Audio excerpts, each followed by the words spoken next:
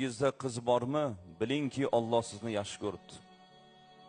O'g'il farzand ko'rgandan qiz farzand ko'rganda ko'proq xursand bo'lishligimizni dinimiz tavsiya qiladi. O'g'ilga qanaqa xursand bo'lamiz? To'g'ri, o'g'il kerak, shu dunyoda tayanch, shu dunyoda boquvchi, qaruvchi. Qiz esa oxiratni tayanchi bo'ladi. Eng ko'p xursand bo'lgan ota bo'lish kerak. Chunki bu qiz eng ko'p sharafni otaga keltiradi. Endi e'tibor qiling, o'shda qizni tarbiya qilgan kimga jannat? Otaga jannat, ona yo'q. Mukofotda ona yo'q. Vaholanki o'shda qizni tuqqan ona-ku. Joni xatarda qolgan ona-ku.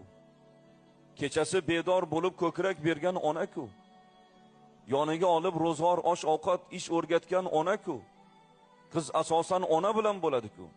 Mukofotga kelganda ona yo'q azizlar.